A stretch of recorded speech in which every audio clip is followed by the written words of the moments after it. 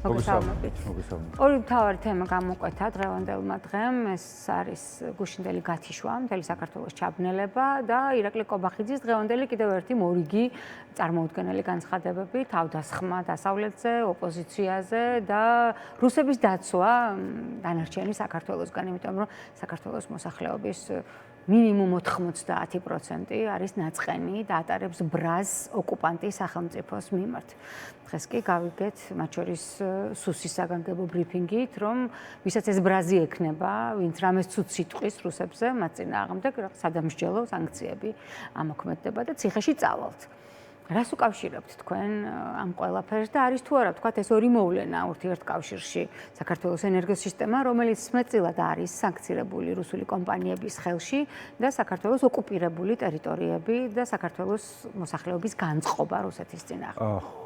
ცოტა საკმაოდ ფართო კითხვა, უბრალოდ მოდი დავიწყოთ დენის გათიშვით, ეხლა მართალი გითხრათ, იყო რაღაცა განცხადებები, რაღაც ენერგეტიკული თემების რაღაცა იტესტებოდა, რაც პრინციპში იმიტოა ესე გაკეთებული, რომ ჩვენ, ასე ვთქვათ, არაპროფესიონალებმა ვერ გავიგო და დამაჯერებლად ჟღერდეს, რომ რაღაცა კეთდებოდა. ჩვენ სახელმწიფოს პირველი პირებისგან ეს განცხადება არ პირველი პირებისგან საერთოდ ეს არ არის მუზნეობრივი, როდესაც ესეთი რაღაცა ხდება, ქვეყანაში ჩნდება ესეთი ეჭვები, რომ რაღაცა დაუცველობის განცდაა, იმიტომ კი არა ხარ ავარია რატომ მოხდა, ავარია მთელ სოფლიოში მოხდა და ყველგან ხდება და შესაძლებელი რაღაცა ხდება, მაგრამ როდესაც საქართველოს უკვე მესამე რიგით, აი ძალიან მოკლე დროში მთლიანად ქვეყანა ითიშება, როდესაც ნებისმიერი ჩვენი დაცვითი სისტემა ეს უსაფრთხოება იქნება, პირადი უსაფრთხოება თუ სახელმწიფო უსაფრთხოება სრულიად დაუცველი რჩება, იმიტომ რომ ელექტროენერგეტიკა არ არის და ეს ძალიან მნიშვნელოვანი ფაქტორია, ტვირთები იქნება თუ საჰაერო გადაზიდვები იქნება, ნებისმიერი საკითხი, ხო? ამ შემთხვევაში პასუხი ხო უნდა იყოს რაღაცა ტესტ აუდიტორ, რაღაც აბსოლუტურად არაადეკვატური და მთავარი კიდე რა არის, რამდენად დაუცველია თუ საბოტაჟი იყო მართლა პირველ შემთხვევაში, მეორე შემთხვევაში, მესამეში ეს სრულიად ვერ აკონტროლებს უსაფრთხოების სამსახური, საბოტაჟი ესე შეიძლება ესეთი სწრაფი მიმდევრობით მოხდეს ქვეყანაში და ამაზე პასუხი არ ქონდეთ. მეორე ის არის, რომ მარტივად და ყოფილ პირობებზე რომ გადავიყვანოთ, ხო, ადამიანს ხო ყველგან ყოფილა რომ მოკლე ჩართვა ხდება ელექტროგაყოლებაში, ხო, ოჯახში. მაგრამ არ ითიშება მთელი ბინა, თუ არ რაღაც არაფეთქდა, ხო? რეალურად ყველას აქვს ელემენტარული დაცვის სისტემა, რომ სხვადასხვა დამცავები აქვს, რამდენიმე დამცავი და შეიძლება ერთი მოკლე ჩართვა ერთ კონკრეტულ, ასე ვთქვათ, ოთახში გათიშოს დენი, მაგრამ არა მთელ ბინაში, ხო? რომ მთლიანად არ ერთ კონკრეტულ რაიონში საქართველოს რეგიონში ქალაქის მასშტაბით არის, შეიძლება ავარია, მაგრამ ის უნდა კონდეს დაცვა და დივერსიფიცირებული უნდა იყოს, რომ ლოკალიზება მოხდეს ავარიის და ავარიის ფარგლები იყოს ძალიან მცირე. და როგორ შეიძლება რაღაცა ერთ ადგილას, არ ვიცი, რაც არ უნდა მასშტაბური ავარია მოხდეს, როგორ შეიძლება ერთ ადგილას მოხდარმა ავარია მთელი საქართველო გათიშოს და მთელი საქართველო დაუცველი დატოვოს. ესე იგი, ჩვენი ენერგოუსაფრთხოება სრულიად დაუბალანსებელია. ესე იგი, მტერს ნებისმიერ, რომელსაც მოუნდება საქართველოს დაპყრობა, შეუძლია ერთი კონკრეტული წერტილი გამოიყვანოს წყობრიდან, ძალიან მცირე რაღაცით, ხო? დისონანსით და საქართველო მთლიანად გამოსულია წყობრიდან. ვიღაცამ დაწერა სხვათა შორის ისე ქართული ოცნების მომხრე. კითხვა დაასვა, არის ახლა გათამაშებული იყო თუ რეალური, მაგრამ თქვა რომ უკრაინა რამდენიმე რაღაც პერიოდის განმავლობაში განსაკუთრებულად ენერგომიმართულებით იბომბებოდა. გახსოვთ, ხო ჩვენ ჰიდროელექტროსადგური გააფეთქეს, ატომური ელექტროსადგური გააჩერეს, მაგრამ ამის მიუხედავად ომში მყოფი ქვეყანა სრულად ენერგეტიკულად არ გათიშულა და უფრო მეც გეტყვით. მაშინ როდესაც ყველაზე მძიმე ენერგეტიკული კრიზისები ჰქონდა შევარდნაძის დროს, მაშინაც კი მხოლოდ მაშინ ითიშებოდა მთლიან საქართველოს, უბრალოდ ფიზიკურად დენი არ იყო. ავარიები მთელ საქართველოს არ თიშავდა. ანუ მეტნაკლებად უფრო ადეკვატურად და პროფესიონალურად ჰქონდა აწყობილი სისტემა. ეხლა აქ თავარი კიდე პრობლემა რა არის? ენერგეტიკოსები რაღაცას გვეუბნებიან, შეიძლება ისე ფიზიკური წესებით გითხრან რაღაცა, რომელსაც ჩვენ ვერ გავიგებთ და ვიღაცამ უნდა დავიჯეროთ. მაგრამ ჩვენ გვყავს იდეაში ფაქტობრივად ხო გვყავს ეკონომიკის მინისტრი, რომელიც არის ენერგეტიკის მინისტრი. არც კი გახსენებიათ არავის რომ ჩვენ გვყავს ეკონომიკის მინისტრი. მარიამ ქრივიშვილი, რომელიც პირდაპირ პასუხისგებელია ეგ ენერგეტიკულ პოლიტიკაზე. მისი სამინისტრო არის ენერგეტიკულ პოლიტიკაზე პასუხისგებელი. ის როცა კორუფცია სადაც იყო გახსოვთ ხო რამდენიმე ადამიანი დაიჭირეს კორუფციაზე, ის ენერგეტიკის სფერო იყო, რომელიც ამ სამინისტროში შედის.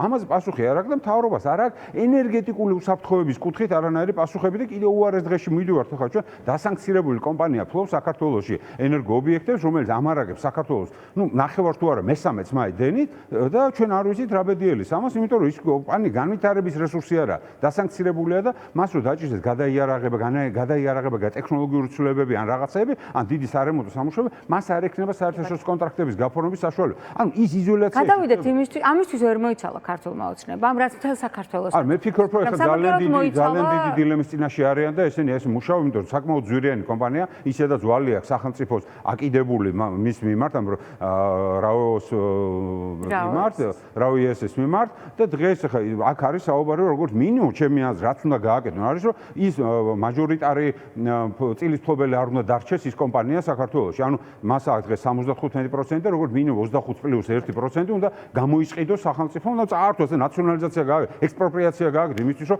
ეს კომპანია სანქციების ქვეშ არ მოხდეს უშუალოდ, რომ მას კონდეს ოპერირების გაზა. ეს არის ეროვნული ინტერესი, ეს არ არის რაღაცა კომერციული ინტერესი, ეს არის ეროვნული ინტერესი, რომ ქვეყანაში სოციალური პირობები, მდგომარეობა იყოს ისეთ მდგრადი, რომ ჩვენ დენის გარეშე არ დავჭრით. ბანკებს რომ მოუწევთ ხომ არ მივა საქმე იქამდე, რომ კიდევ გაწვირდეს ელექტროენერგია, ჩვენ გაზის გაძვირება მინიმალურად, მაგრამ მაინც ვიხილეთ. თუმცა გვპირდებოდნენ, რომ ნაციონალებს მიქონდათ თავის ყულაბაში და თვითონ გააძვირეს ძალიან მშვენივრად და ახლა შეიძლება ელექტროენერგიის არ ვიცი, გაძვირება უკვე შემდგომი ეტაპია, მაგრამ პირველ რიგში არის გადასარჩენი ეს კომპანია, რომელიც ჩილობილი კომპანია, იმის არ უნდა დასანქცირდეს.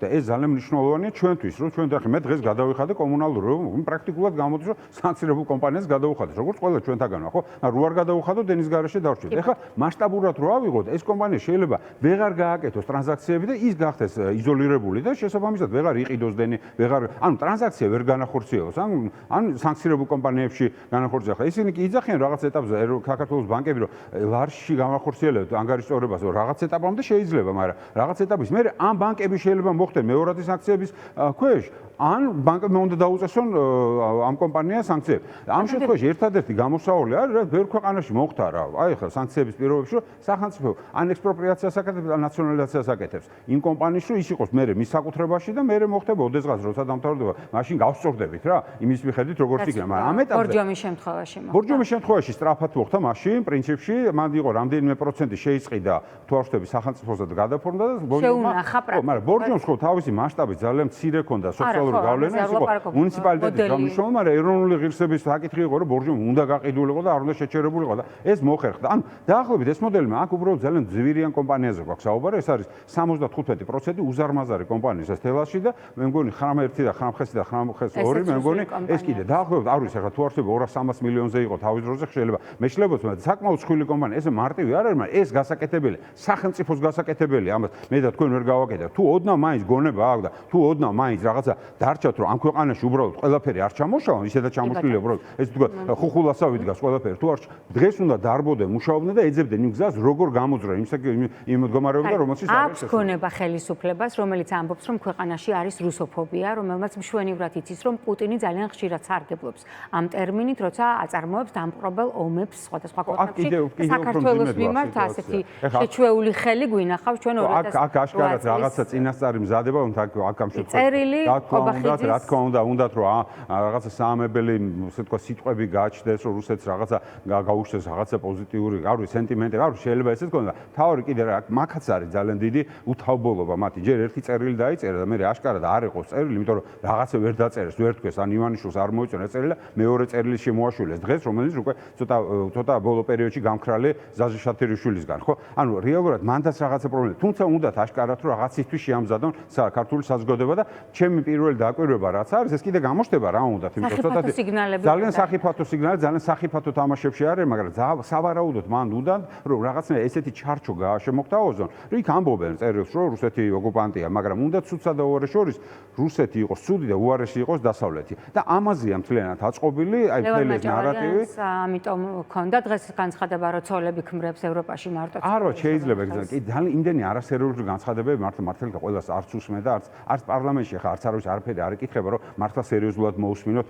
მართლა უბრალოდ ინფორმაციასავით შეიძლება მიაწოდონ რაღაცა ან არ მიაწოდონ მაგაზე არა საქმე უბრალოდ ჩვენ საუბრობთ ადამიანებს რომელიც სავარაუდოდ იკრიბებიან ივანიშვილის კარზე გეგმავენ რაღაცეებს და ეს გეგმები არის აი ესეთი აი ამ კატეგორიის პოლიტიკურ პროცესთან გვაქვს შეიძლება მივიდეთ იქამდე რომ თუ დასავლეთი გლობალური ომის პარტიაა და საქართველოს კონსტიტუციის 78 მუხში ევროინტეგრაცია წერია მაშინ ჯობია გავაუქმოთ მე მგონია რომ ესე მალე ამაზე თუმცა ეს არის აშკარად მიზანი იმ ჩვენ ყურს აჩვევ იწევენ უკვე რომ ჩვენ ესეთი ევროპა არ გვინდა, ну რაღაცა მაქსიმალურად არის რაღაცა დათქმებით რომ ისეთი ნანა კაკაბაძე, შაქარიშვილი. არა, ამაზე არ უკვე ხელისუფლების არის საუბარი, ოღონდ ბოლომდე ამას არ იმეორებენ, მათ ესე ვთქვათ, ძირითად რიტორიკაში მაინც რჩება რომ ევროინტეგრაცია მათთვის ძალიან მნიშვნელოვანი პრიორიტეტია, თუმცა ყველა სხვა შემთხვევაში ამბობენ რომ ნუ ესეთი ევროპა არ უნდა, რაც ნიშნავს რომ ჩვენ ყურს და საზოგადოებას ამზადებენ ესეთი რადიკალური გადაწყვეტილების მისაღებად და მგონია რომ ისინი ყოველთვის ცდილობენ შეისწავლონ საზოგადოების აზრი და როგორც კი საზოგადოების აზრი მოდუნდება ან ექნება პასიური დამოკიდებულება ამაზე,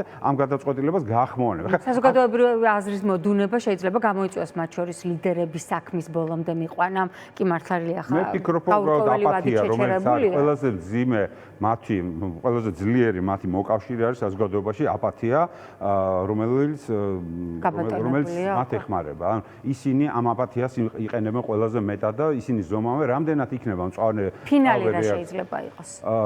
ფინალი მე მაინც გონია რომ ნათელი იქნება და მაგრამ იმიტომ რომ მე უბრალოდ არ მჯერა, მე ყველაფრის მიუხედავად ძალიან კრიტიკული დამოკიდებულების თუნდაც პოლიტიკური სპექტრის ოპოზიციის მაინც გონია რომ ამ შემადგენლობას ხელისუფლების არ აქვს უნარი მართოს და შექმნას ეფექტური ძლიერი ავტოკრატია და ამიტომაც ისინი აუცილებლად დაუშვებენ ისეთ შეცდომებს, რომელიც მათთვის იქნება დრამატული და ჩვენ მოგვწევს საშუალებას, რომ ქვეყანა დაუბრუნოთ ნორმალურ განვითარების მოდელს. თუმცა დღევანდელი მოცემულობით აი ძალიან მნიშვნელოვნად მინდოდა მეთქვა, მათ შორის ალბათ ყველაზე მეტად ქართული ოცნების იმ ხარდამჭერების მიმართ, რომელსაც რაღაც გულისიღმეში მაინც უნდათ რომ დაიჯერონ, რომ ქართული ოცნება პრორუსული არ არის. მაგრამ ის რაც მივიღეთ და ნუ ვიდავებთ არის თუ არა პრორუსული, ის რაც მივიღეთ, ის არის რუსეთის ინტერესების გატარება, იმიტომ რომ რუსეთმა დღეს დაამყარა ეფექტური კონტროლი, რასაც უნდა იმას აკეთებინებს ქართულ ოცნებას და როგორც უნდა ისე იქცევა საქართველოს. ეს არის ყველაზე მძიმე შედეგი. მიუხედავად იმისა, თუ ეს შეგნებით გააკეთეს, ხო, ძალიან ცუდი და თუ შეუგნებლად გააკეთეს, კიდევ უარესი. ამ შემთხვევაში აი ეს შედეგი მივიღეთ და აი ამ ბოლო პერიოდის განსაკუთრებით მოვლენები ამაზე ძალიან მკაფიოდ მიუთითებს და ნუ ხა აგვისტოს ომის პირობებში, თქვა პირობებში, აი ამაზე საუბარი განსაკუთრებულად ამორალურია, რა თქმა უნდა, როდესაც ხელისუფლება ამაზე საუბრობს, რაღაც რუსოფობია, რომელიც ესე ვთქვათ, მოსკოვში დადგენილი ტერმინი, რომელიც პრაქტიკულად არსად არ არის ჩვენთან გაკმაულად უკმაყოფილება და ნეგატიური დამოკიდებული იმ ხალხის მიმართ, რომელიც თავისი ოკუპანტური რიტორიკით შემოდის ქვეყანაში და ესე იქცევა, თორე ყველა სხვა შემთხვევაში ხედავთ, რომ ძალიან მშვიდობიანად ნორმალურ რუსის საზოგადოების წარმომადგენლები ძალიან ნორმალურად ცხოვრობენ ამ ქვეყანაში, შეიძლება ბევრს არ გვიხარია ესეთ პირობებში რუსეთი საქართველოს ტერიტორიას რომ იყენებს, მაგრამ მაინც ეს გარკვეული ცივილური დამოკიდებულება არის, მაგრამ მეორე მხრივ ადამიანი, რომელიც იქცევა წარმოუდგენლად, რომელიც თავის აგრესიულ პოლიტიკას თავისი ხელისუფლების აგრესიული პოლიტიკის ტირაჟირებას აკეთებს ამ ქვეყანაში, რა თქმა უნდა, მის მიმართ არის აგრესია, ეს არის ძალიან ბუნებრივი, ეს არის ძალიან ადეკვატური და ეს არის ძალიან დიდი და უკვე ისტორიული მოსამულობა, რომელიც ძალიან დიდხანს გაყვება აჩრდილივით რუსებს და რუსეთის იმ აგრესიულ ნაწილს, რომელიც ძალიან ხურვალი მხარდამჭერია იმ პოლიტიკის, რომელსაც ახორციელებს. კიდევ ერთხელ, არის კიდე შედარება იმაზე, რომ საქართველოს ომის მერე ესეთი წინააღმდეგობა არ შეიქმნა და ამასაც ბუნებრივი ახსნა. 5 დღეში მიუხედავად იმისა, ჩვენთვის ძალიან მტკივნეული იყო, ისეთი საშინელებების გაკეთება ვერ მოასწრო რუსეთმა, რაც მოახდინა ბუჩაში და შემდგომ ყველა სხვადასხვა თუმცა მანამდე ბუჩაზე არანაკლები დაატრიალა აფხაზეთში. პირველად იყო. კი, გეთანხმებით, მაგრამ იქ კიდე სხვა ისტორიები არის და იქ კიდე ბევრი სხვა განზომილებები იყო და კიდე სხვა ისტორიული წინაპირობები ჰქონდა. იქ საბჭოთა კავშირი, ასე შემდეგ რუსები ორივე მხარეს და ასე შემდეგ. ბევრი სხვა რაღაცა იყო, მაგრამ ამ 5 დღიანი ომის მერე, რომელზეც არის ძირითადად სწორება, რომელიც ახალი ისტორიის ნაწილია, ჩვენი თანამედროვე მეხსიერების ნაწილია, იქ რა თქმა უნდა, იყო მძიმე, ძალიან მძიმე შემთხვევები იყო იმ კონკრეტული ადამიანის, რომელიც პირველი 2, 3, 4 აგვისტოდან იბომბებოდა, ვახშობს, ხო, ეს პრობლემურად ტელევიზორში ხდებოდა. ის თუნდაც ის ქართული სოფლები, რომელიც ქართული უბრალოდ საქართველოს ხელისუფლების მიერ კონტროლებადი სოფლები, რომელიც იბომბებოდა იმ პერიოდში, მათთვის ძალიან მტკივნეული იყო, მაგრამ ისეთი მასშტაბური საშინელებები, ისეთი გენოციდი ვერ მოასწრეს, როგორც გაგდა უკრაინაში. საყოველთაო ზიზღი და საყოველთაო, ასე ვთქვათ, აღშფოთება გამოიწვია მთელ სოფლიოში რუსეთის მიმართ, რომელსაც ძალიან ბევრი შანსი მიცეს, რომ აქამდე არ მიეყვანა და თქვენ გვახსოვს, ხო, 22-ში ომი როცა დაიწყო, რამდენიმე ევროპული ქვეყანა დადიოდა ცდილობდა, რომ რაღაცნაირად გაეჩერებინათ ეს, მაგრამ რუსეთმა ყველაფერი გადალახა და ამ შემთხვევაში მოუწიფდა ეს საზოგადო აზრი, რომელშიც ვარ. მადლობა, ბატონ დიმიტრი.